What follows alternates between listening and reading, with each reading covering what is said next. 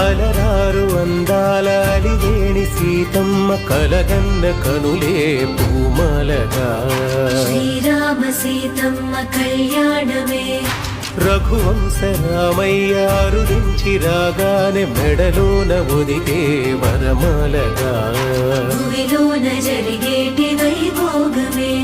చిరునవ్వు చింది